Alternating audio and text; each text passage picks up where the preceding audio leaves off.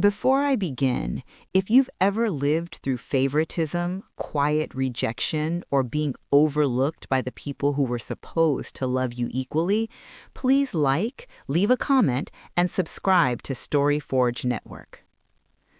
I used to believe graduation day would finally be my moment, not because I needed applause, but because I thought it might be the first time my parents looked at me and saw something worth celebrating without comparison.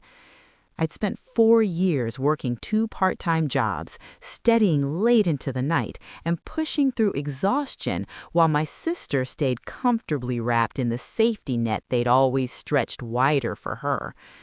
I told myself this day would be different. I told myself that caps and gowns had a way of evening the scales. The house was already full when I arrived, my graduation dress carefully pressed, my diploma still warm from my hands clutching it too tightly. Streamers hung crookedly across the living room, balloons floated near the ceiling, and a banner with my name spelt slightly wrong drooped over the window. My mother waved me in without looking up from the food table, calling out reminders about where to put gifts and which drinks were for adults. My father stood near the grill outside, laughing loudly with my sister's friends, his arm draped proudly over her shoulders as if she were the one who'd just walked across a stage. I noticed it immediately, the way the energy leaned toward her, the way conversations curved around her presence. People congratulated me politely, but briefly, before turning back to her stories, her laughter, her plans. I told myself I was imagining it. I'd been doing that my whole life, convincing myself that the ache I felt was exaggeration, that wanting equal warmth meant I was ungrateful. My sister looked stunning that day. She always did, effortlessly.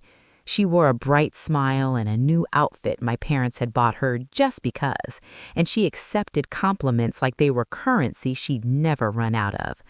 When she hugged me, it was quick, distracted, her eyes already searching for someone else. "Congrats," she said, like she was checking off a chore. I hugged her back anyway. Old habits die hard. As guests settled in, my mother clinked a spoon against a glass and asked for everyone's attention. My heart picked up speed. This was it, I thought. This was the part where they'd say something kind, something affirming, something that didn't feel earned through exhaustion and silence. I straightened my shoulders, smoothed my dress, and forced myself not to hope too loudly. My father stepped forward instead, holding his drink, smiling the smile he reserved for public moments. He talked about family, about sacrifice, about pride. Each word felt like it was leading somewhere good, somewhere safe. I felt my chest loosen just a little. Then he turned slightly, gesturing toward my sister. "We're so proud," he said, "to have raised such an incredible daughter. Honestly, she's always been the only child worth celebrating." The room laughed. Not cruelly, not knowingly, just enough to let the sentence land and move on. My mother smiled and nodded beside him, lifting her glass in agreement. My sister laughed too, a bright, unbothered sound, like the words were harmless, like they hadn't just erased me in front of everyone I loved. For a moment, everything went quiet inside me. Not silence, distance, as if I'd stepped back from my own body and was watching someone else stand there, frozen, smiling too late. I felt my face hold the expression it had practiced for years, polite, calm, easy, the kind of expression that didn't make anyone uncomfortable. No one noticed, or maybe they did and didn't know what to do with it. Conversations resumed, music played, someone handed me a plate of food I didn't want. My legs carried me to the kitchen, where I stood pretending to rearrange napkins just to have something to do with my hands. That sentence replayed itself again and again. The only child worth celebrating. I thought about the nights I'd stayed up studying while my sister went out, the times I'd babysat, cleaned, covered expenses, and swallowed resentment because you're the responsible one. I thought about every achievement that had been met with expectation instead of pride. You did what you were supposed to do. We knew you would. I realized then that this wasn't a slip, it was a summary. As the party went on, I floated through it like a guest in my own life. People asked about my plans after graduation, and I answered vaguely. I didn't trust my voice to stay steady if I said too much. My parents moved easily through the crowd, hosting, laughing, never once checking on me. My sister sat at the center of a group retelling a story I'd heard 100 times, everyone leaning in like it was new. At one point, my mother pulled me aside and asked me to help refill drinks. Not to talk, not to ask if I was okay, just to help. I nodded because that was my role, the helper, the background, the one who kept things running smoothly so others could shine. But something had shifted. I could feel it, quiet but undeniable. A question formed in my mind, one I never allowed myself to ask before. What if this doesn't change? What if this is all it will ever be? When the cake was cut, my name misspelled in frosting, everyone saying half-heartedly. My sister blew out a candle someone had placed near her plate as a joke, and the room laughed again. I smiled again, and inside, something finally stopped trying. That night wasn't loud. It wasn't explosive. It was worse than that. It was honest. And it was only the beginning. I wish I could say I confronted them right then, that I slammed my hand on the table, called out the cruelty hiding behind their laughter, and demanded to be seen. But the truth is, I didn't. I did what I had always done. I swallowed it. I folded myself smaller. I told myself it wasn't worth ruining the night. Funny how the night was never ruined when it was my feelings on the line. The party dragged on for hours, every minute stretching longer than the last. I kept busy clearing plates, refilling chips, making sure people had what they needed. My parents thanked me absent-mindedly, like I was part of the furniture. Useful, invisible. At one point, a distant aunt hugged me tightly and whispered that she was proud of me, that I'd done something incredible. I almost cried right there in her arms, not because of her words, but because they felt so rare coming from someone who wasn't obligated to say them. When the guests finally began to leave, the house emptied quickly. Laughter faded, car doors slammed, headlights disappeared down the street. The decorations drooped lower, tired now that there was no audience. My sister went upstairs without helping clean, calling out that she had plans later and needed to change. My parents didn't question it. They never did. I stood in the kitchen with my mother, scraping frosting into the trash. The silence felt heavy, thick with things unsaid. I waited. Some part of me still hoped she'd turn to me and say she hadn't meant it, that it came out wrong, that she was proud of me too. Instead, she asked if I could pack up leftovers for people to take home tomorrow. Practical, efficient, dismissive. Finally, I asked, "Did you mean what Dad said earlier?" She didn't look up. "About what?" My chest tightened. "About celebrating." She sighed like I was asking for too much. "You know how your father jokes." I stared at her, realizing how many times that sentence had been used to excuse real harm. It didn't feel like a joke. "Well," she said carefully, "your sister just needs more encouragement. You've always been fine on your own." There it was again. "You're strong. You don't need us." As if strength meant the absence of need, as if independence was something I'd chosen, not something I'd been pushed into. I nodded because arguing felt pointless. She took my silence as agreement and moved on to talking about dishes. That night, I lay awake in my childhood bedroom, staring at the ceiling fan as it spun slow, uneven circles. Every memory felt sharper somehow, like the past was rearranging itself with new context. I remembered being 8 years old, watching my sister open piles of presents while mine sat neatly stacked in the corner. I remembered getting straight A's and being asked why I didn't get one more. I remembered being told to set an example, to be mature, to understand. I had understood too well.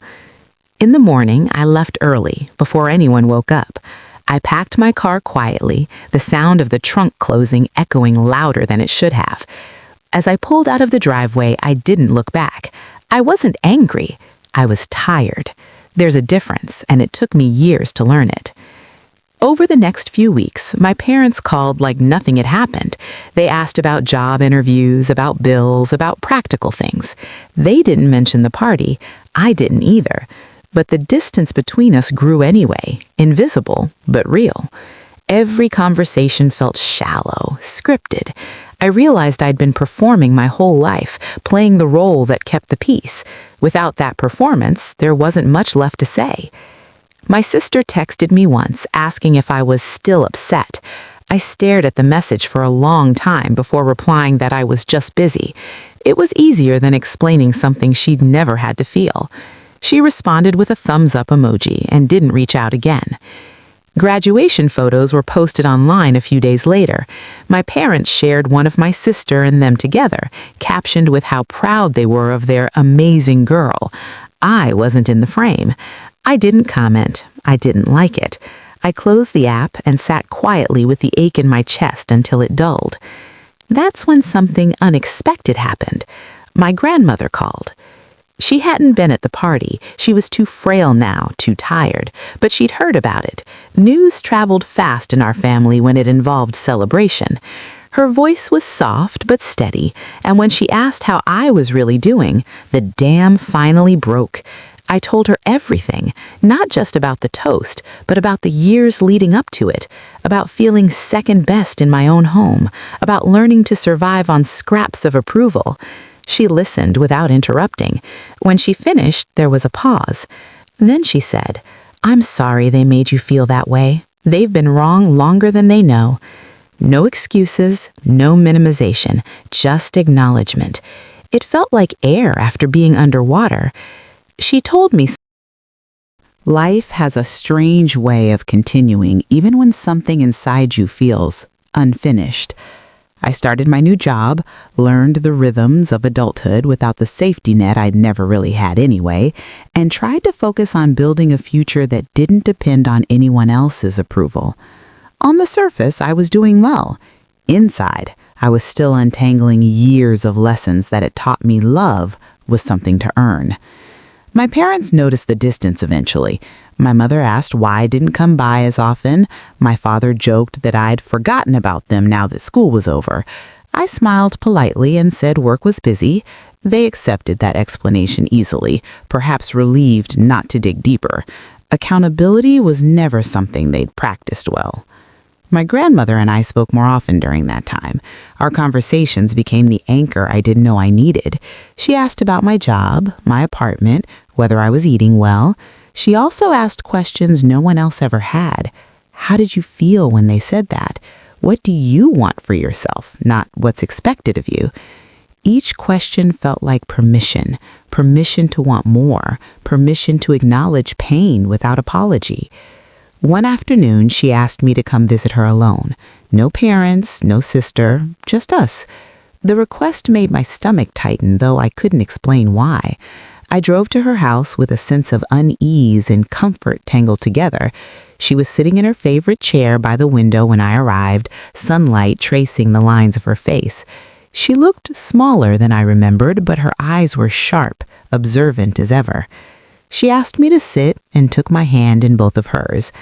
"I need to talk to you about some things," she said gently, "things I should have addressed sooner."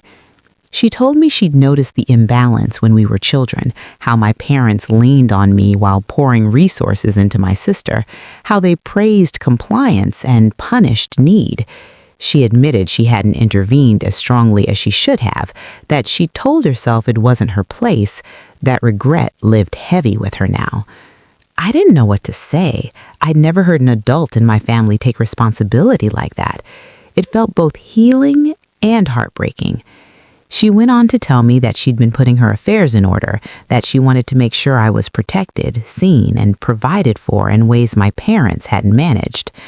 I tried to brush it off, insisting she'd be around for years, but she squeezed my hand and smiled sadly. "We plan," she said, "because we love." When I left that day, I felt unsettled, like a door had opened onto something I wasn't ready to look at yet. I didn't tell my parents about the visit. Something told me to keep it to myself. A few weeks later, my sister called me unexpectedly. Her tone was sharp, irritated. She accused me of turning Grandma against them. I was stunned. Apparently, my parents had mentioned my visit, framing it as me complaining, stirring trouble. I realized then how fragile their version of reality was. Any truth that challenged it felt like an attack.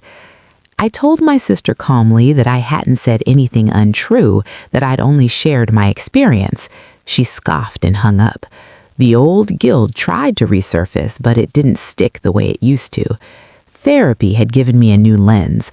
Other people's discomfort didn't mean I was wrong. My grandmother's health declined faster than any of us expected. Hospice visits became frequent, then longer. The word hospice entered conversations quietly, like everyone was afraid to say it too loudly. I visited her often, sitting by her bed, holding her hand, listening to her breathe. Even then, she asked about me, always me. One evening, as machines hummed softly around us, she asked if she trusted me. I said yes without hesitation. She smiled and said, "Good, then remember this. What they choose to do after I'm gone will not define your worth." I didn't understand then how important those words would become. After she passed, the family gathered in grief that felt uneven, complicated. My parents were distraught, but there was tension beneath their sorrow, something unspoken. My sister cried loudly, dramatically, accepting comfort with ease. I stood quietly, mourning not just my grandmother, but the one person who truly seen me. The will reading came weeks later. I wasn't expecting much. I learned not to. When the lawyer mentioned my name, I barely reacted at first. Then he repeated it, and again. My grandmother had left me a significant inheritance separate from what my parents and sister received. The room shifted. I felt it before I saw it. My parents' faces tightened. My sister's eyes narrowed. Questions followed quickly. Why me? What did I deserve this? The implication hung heavy in the air. I didn't answer. I didn't need to. My grandmother already had. That inheritance wasn't just money. It was validation, a final act of protection, and it was about to expose everything my parents thought they could keep hidden. The weeks after the will reading felt like walking through a house where the furniture had been rearranged in the dark. Everything looked familiar, but nothing felt stable. My parents called more often, their voices softer than I remembered, almost careful. My sister stopped calling entirely. Silence has a way of revealing intention, and hers was loud. At first, my parents framed their questions as concern. Was I managing the inheritance responsibly? Had I talked to a financial advisor? Did I really understand what Grandma had left me? Each question carried an undercurrent, a disbelief that settled into my bones. They weren't worried about me losing the money. They were worried I had it at all. Then the suggestions started, casual at first. "You know," my mother said one afternoon, "your sister is really struggling right now. A little help would mean the world to her." I asked what kind of help. She hesitated, then mentioned student loans, car troubles, plans she'd put off because things just haven't lined up for her the way they did for you.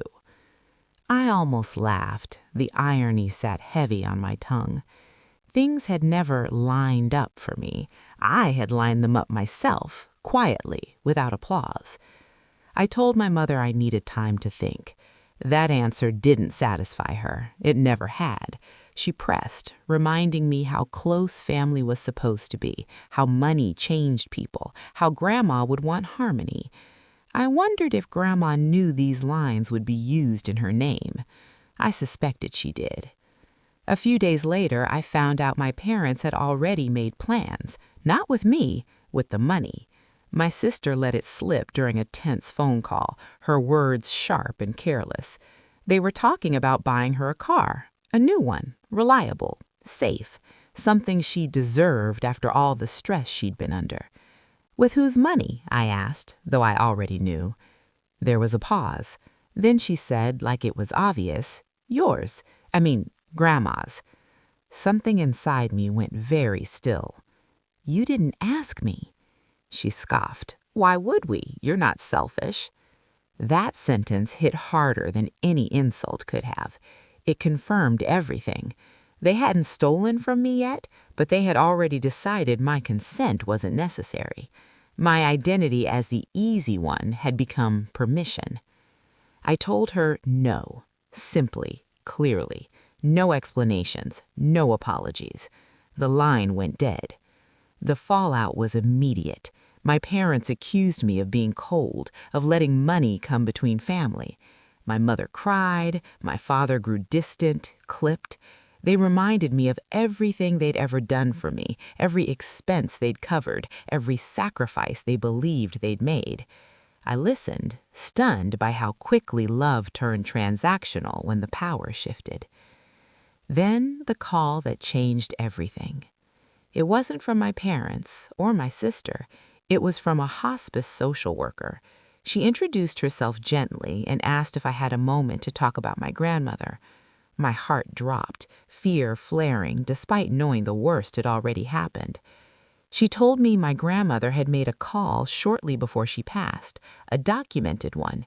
She had left instructions, concerns, and a recorded statement meant to be shared if conflict arose after her death. The social worker's voice was calm, professional, but there was something else there too, respect. She was very clear, the woman said.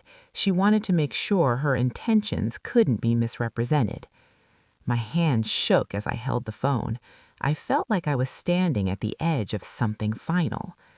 The social worker explained that my grandmother had anticipated exactly what was happening, that she had worried my parents would pressure me, manipulate me, or act on my behalf without permission.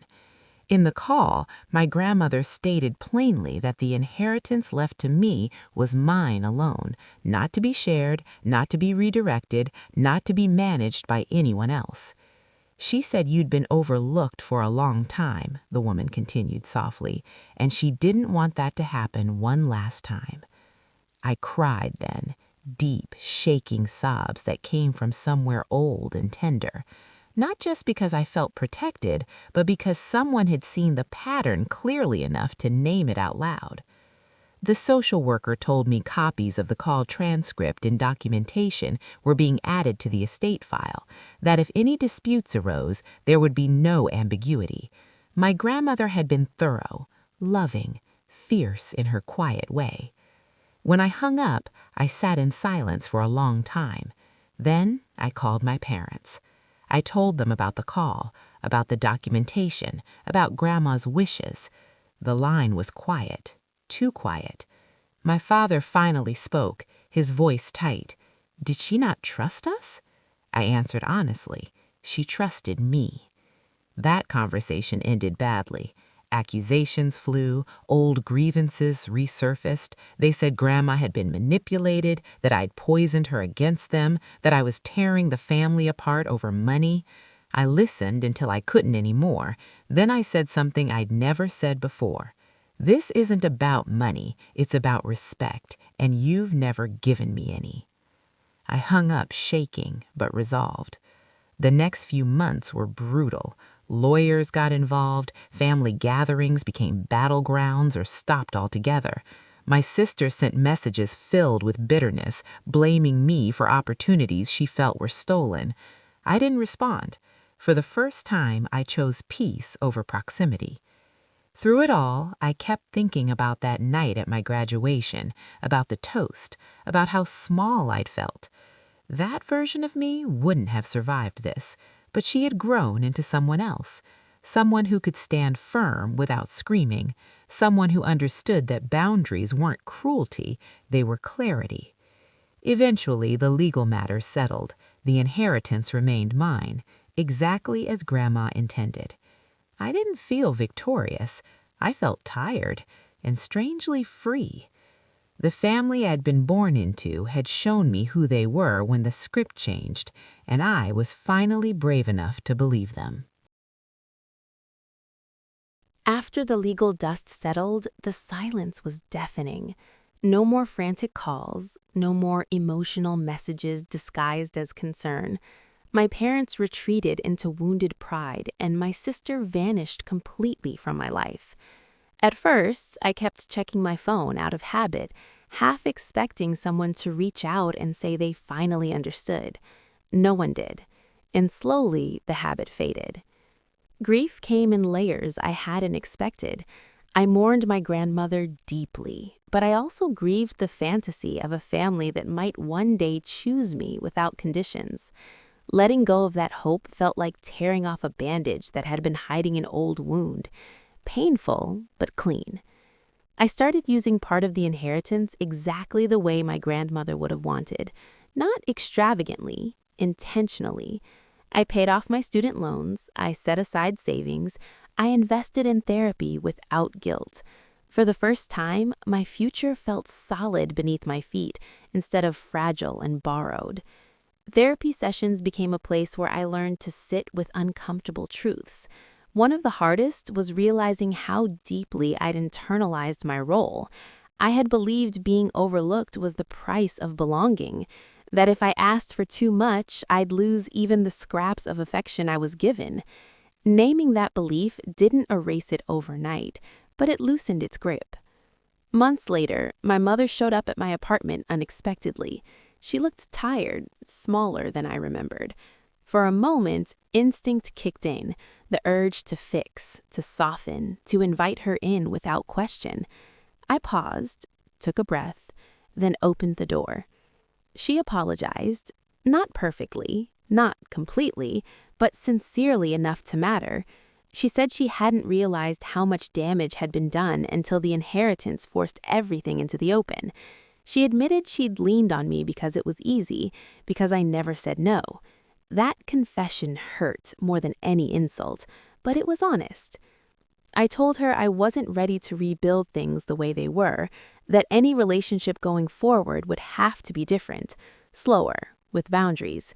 She nodded, tears in her eyes, and for once didn't argue. My father took longer. Pride is a stubborn thing. When he finally reached out, it wasn't with apologies, but with acknowledgement.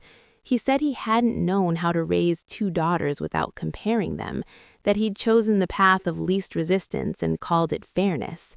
It wasn't enough, but it was something. My sister never apologized. I stopped waiting for her to.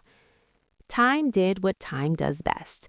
It softened the sharpest edges without erasing the truth. Holidays became quieter, sometimes lonely, but no longer tense. I built my own traditions with friends who felt like chosen family, people who celebrated my wins without resentment, who showed up without keeping score. One evening, a year after my graduation, I sat alone in my living room, diploma still framed on the wall. I realized I no longer felt that familiar ache when I thought about my parents' words that night. The sentence that once haunted me had lost its power. The only child worth celebrating. They had been wrong, not because my sister wasn't worthy, but because worth was never meant to be rationed. I learned something my grandmother had known all along. Love that requires you to disappear isn't love, it's convenience. And choosing yourself isn't betrayal, it's survival. I didn't get the family I wanted, but I got the life I deserved. And that, finally, was enough. Healing didn't arrive all at once. It came in small, almost unnoticeable moments, the kind you only recognize in hindsight.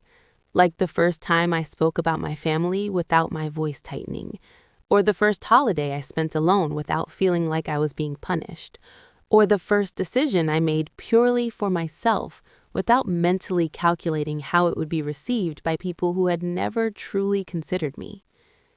I started to understand how deeply my identity had been shaped by contrast. I had always been the other one, the quieter one, the responsible one, the one who didn't need as much. When you grow up that way, you don't just lose attention, you lose the chance to ask who you might have been without the weight of comparison. Therapy helps me peel those layers back, slowly, carefully, like removing old wallpaper to find solid walls underneath. One exercise my therapist gave me was deceptively simple. She asked me to write a letter to my younger self, the girl who had learned too early how to disappear gracefully. I sat with a blank page for hours before the words finally came. I told her she wasn't difficult, she wasn't dramatic, she wasn't asking for too much. She was asking the wrong people. Writing that letter broke something open in me, and in its place, something sturdier formed. My parents tried, in their uneven way, to reconnect. Short phone calls, occasional texts, careful conversations that avoided the past like it was a landmine. I let them try, but I didn't chase. I didn't fill silences. I didn't offer reassurance before it was asked for. That balance felt strange at first, like walking without a brace I've relied on for years, but with time, it felt right. My mother once asked me why I seemed so different, calmer, more distant. I told her the truth. "I'm not different," I said. "I'm just not performing anymore." She didn't respond right away. When she did, her voice was quiet. "I didn't realize you felt like you had to." I wanted to tell her that realization had come too late. Instead, I let the silence sit. Some lessons need time to land. My sister remained a ghost in my life. Occasionally, I'd hear updates through family friends or social media glimpses I didn't seek out. New job, new boyfriend, new car. I felt a flicker of resentment sometimes, followed by sadness, not for the things she had, but for the closeness we never built. Favoritism doesn't just damage the overlooked child, it distorts the one placed on the pedestal too. I hoped she'd figure that out someday. I didn't wait around for it. I began volunteering at a community center, helping first-generation college students navigate applications and financial aid. Something about guiding others through what I'd survived felt grounding. When they thanked me, I didn't brush it off or redirect the praise. I let it land. That alone felt like progress. One evening, after a long day, I lit a candle my grandmother had given me years earlier, lavender, her favorite. I sat quietly and thought about her call from hospice, about the foresight it took to protect me in a way she knew no one else would. Her love had been deliberate, thoughtful, unconditional. I carried that with me now, like a compass. I realized then that the inheritance wasn't the true gift. The gift was the interruption of a pattern, the refusal to let silence and compliance define another generation. My grandmother hadn't just left me money, she left me permission. Permission to say no without explanation, permission to walk away from tables where I wasn't fed, permission to build a life where my value wasn't measured by how little I asked for. There were days I still felt the pull of old instincts, the urge to apologize for existing, to downplay my needs, to accept less than I deserved because it felt familiar. But those moments passed more quickly now. Awareness is a powerful thing. Once you see the pattern, it's harder to step back into it blindly. On the anniversary of my graduation, I went back to my parents' house briefly to pick up a box of old things I'd left behind. My diploma banner was still in the garage, folded and dusty. I held it for a moment, then left it there. I didn't need proof of that night anymore. I'd carried it long enough. As I drove away, I didn't feel anger. I felt closure. Not the tidy kind, but the honest kind. The kind that accepts what was without letting it dictate what will be. I don't know what the future holds for my family. Reconciliation is a slow, uncertain road, and sometimes it doesn't lead where you hoped. But I do know this. I am no longer measuring myself through their eyes. I am no longer waiting to be chosen. I choose myself now, quietly, firmly. And in doing so, I finally became someone worth celebrating, not because someone else said so, but because I decided it was true. There was a time when choosing myself felt like rebellion. like I was doing something wrong simply by not bending. But as the months passed, that feeling softened into something gentler. Self-respect stopped feeling like defiance and started feeling like alignment. My life wasn't loud or flashy, but it was honest in a way it had never been before. My parents and I existed in a careful middle ground. We spoke on birthdays, we exchanged polite updates. Sometimes my mother tried to slip back into old habits, offering advice I hadn't asked for, suggesting compromises that always leaned in my sister's favor. And sometimes I surprised myself by calmly saying no. No explanation, no apology, just no. Each time, it felt like closing a door gently but firmly, making sure it stayed shut. One afternoon, my father asked if I ever thought about how things might have been different if I'd spoken up sooner. The question caught me off guard. I thought about it for a long moment before answering. "I don't think I could have," I said. "Not then. I didn't know I was allowed to." He nodded slowly, as if that truth settled somewhere uncomfortable. We didn't talk much after that. Some realizations need solitude. I continued building my own life brick by brick. I traveled for the first time without checking in with anyone but myself. I painted the walls of my apartment a color I loved, not one that would photograph well for family approval. I celebrated my birthday with friends who toasted me without comparison, without qualifiers. I laughed more freely than I ever had. Occasionally, guilt would resurface, whispering that I'd abandoned my role, that things were harder for my parents now that I wasn't smoothing edges or absorbing tension. I learned to recognize that voice for what it was, conditioning, not conscience. Responsibility misplaced over years doesn't disappear quietly. It protests. I let it protest. Then I kept going. My grandmother's presence stayed with me in subtle ways. In the way I paused before agreeing to things. In the way I double-checked my instincts instead of overriding them. In the way I spoke my truth even when my voice shook. Her love had been steady, not performative. I tried to model my life after that. One evening, I received a message from my sister. Short, uncharacteristically hesitant.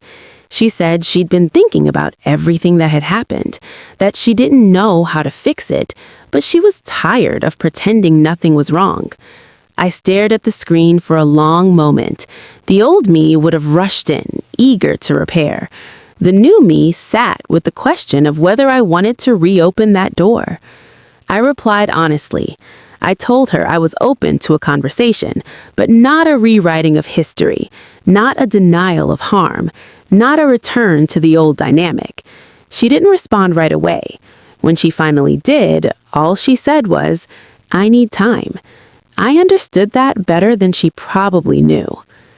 As the year drew to a close, I reflected on how much had shifted since my graduation night. That single sentence, spoken casually and laughed off by everyone else, had cracked something wide open. It had exposed a truth I'd spent a lifetime avoiding. That love measured by convenience is not love at all. That peace bought by silence is temporary. That being the easy one often means being the unseen one. I no longer needed my parents to celebrate me to know my worth. I no longer needed my sister's approval to feel whole. I had built something quieter, deeper, and far more durable, a life rooted in self-trust.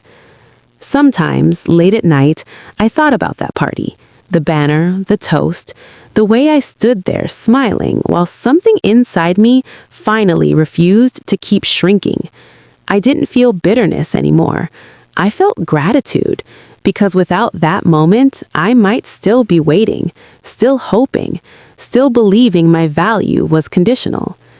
The truth is, that night didn't break me. It freed me. And as I stood at the edge of this new chapter, one defined not by comparison, but by choice, I knew there was only one thing left to do. To say, out loud, the words no one else ever had. I said the words out loud for the first time on an ordinary morning, standing in front of my bathroom mirror with a cup of coffee cooling in my hands. There was no audience, no ceremony, just me, looking at my own reflection without rushing past it. I matter, I said quietly. The words felt unfamiliar, almost awkward, like a language I was still learning, but they stayed in the air, steady and true. Life didn't suddenly become perfect after that. Healing never works like that, but it became honest. And honesty, I learned, is far more sustainable than hope built on denial. My sister eventually reached out again. This time, she asked to meet. We chose a neutral place, a small cafe neither of us had memories attached to. She looked nervous when she arrived, tapping her fingers against a table, eyes darting around like she was bracing for impact. For the first time, I noticed something I hadn't before. Without our parents there to frame the moment, she seemed unsure of who she was supposed to be. She talked about pressure, about expectations, about always feeling like she had to live up to the version of herself they'd created. She didn't excuse what had happened, but she didn't fully own it either. It was an imperfect conversation, but it was real. I told her I wasn't angry anymore, that I wasn't interested in competing or keeping score. I told her what I needed going forward: respect, honesty, and space to exist without comparison. She nodded, tears slipping down her face, and said she'd try. I believed her sincerity, even if I didn't yet trust the outcome. With my parents, things settled into a new normal. Not close, not cold. Something cautious, still evolving. My mother made more effort to ask about my life without redirecting the conversation. My father listened more than he spoke. Sometimes they slipped. Sometimes I corrected them. Sometimes I didn't have the energy and chose distance instead. I stopped measuring progress by perfection. I measured it by my own peace. On the anniversary of my grandmother's passing, I visited her grave alone. I brought fresh flowers and sat quietly, letting memories surface without pushing them away. I told her about my life, the job I enjoyed, the friends who felt like home, the strength I was still growing into. I thanked her, not just for the inheritance, but for the way she had believed in me when belief felt scarce. Her final act hadn't just protected me financially, it had told the truth when no one else would. Driving home that day, I realized something profound. I no longer needed closure from anyone else. The story had resolved itself the moment I stopped trying to earn my place in it. I framed a photo of myself from graduation, not the party, not the crowd, just me in my cap and gown, standing alone afterward with a quiet smile. I hung it beside my diploma, not as a reminder of pain, but as a proof of endurance, of growth, of a version of myself who survived invisibility and chose to step fully into the light. People sometimes ask if I forgive my parents. Forgiveness, I've learned, isn't a single decision. It's a process that unfolds alongside boundaries. I've forgiven them enough to let go of resentment. I haven't forgiven them enough to pretend nothing happened. Both things can exist at once. What I know for certain is this: being celebrated should never be conditional. Love should not be something you qualify for by being quiet, useful, or easy. And family, real family, doesn't make you compete for belonging. At my graduation party, my parents said my sister was the only child worth celebrating. That sentence could have defined me. For years, it almost did. But in the end, it became the moment I finally stopped asking for permission to exist fully. I am not the easy one anymore. I am the honest one, the whole one, the one who learned that worth isn't given, it's claimed. And that lesson, painful as it was, became the greatest graduation gift I could have ever received.